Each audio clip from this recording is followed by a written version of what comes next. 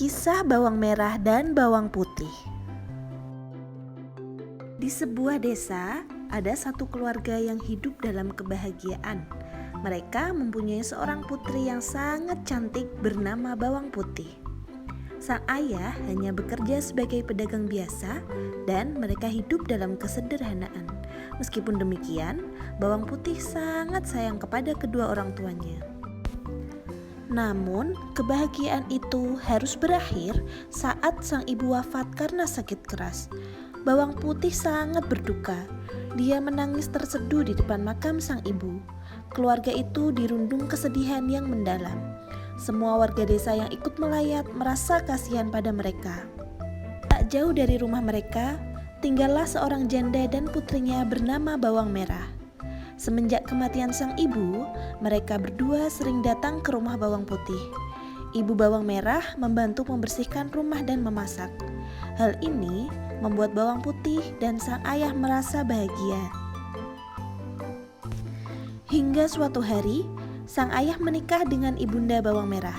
Pada awalnya, mereka berempat hidup bahagia dalam satu rumah. Keadaan berubah ketika sang ayah pergi merantau untuk mencari uang. Bawang Putih mulai disuruh-suruh untuk mengerjakan pekerjaan rumah.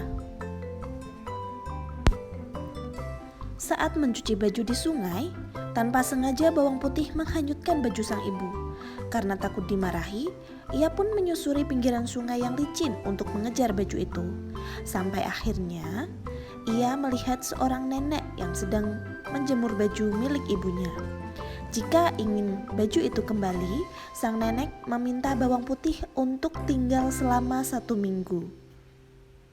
Selama berada di rumah nenek, Bawang Putih sangat rajin. Dia merasa senang bisa membantu membersihkan rumah, mencuci baju, dan memasak. Setelah 1 minggu, sang nenek menyiapkan 2 buah labu untuk Bawang Putih. Bawang Putih hanya memilih 1 labu yang berukuran kecil untuk dibawa pulang. Sampai di rumah, Bawang Putih segera ke dapur dan membelah labu itu. Ia sangat terkejut ketika melihat labu tersebut berisi perhiasan berupa emas dan permata.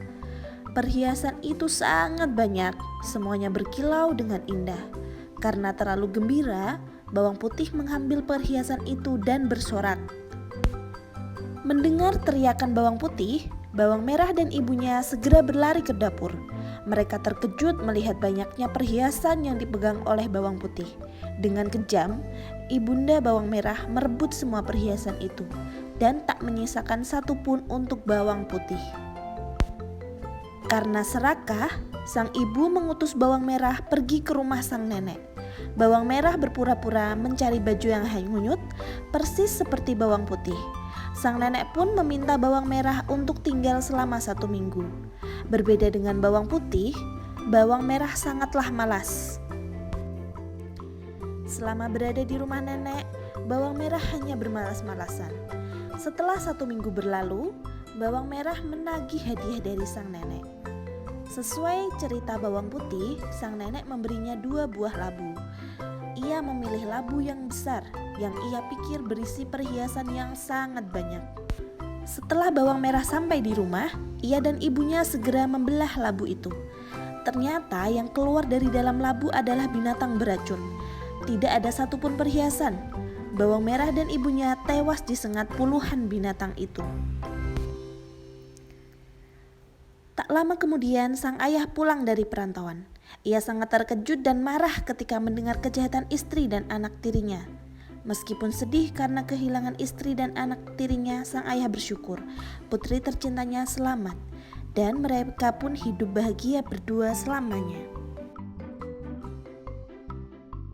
Pesan moral yang dapat kita ambil dari kisah ini adalah kita tidak boleh serakah terhadap harta karena keserakaan hanya akan membuat kita celaka.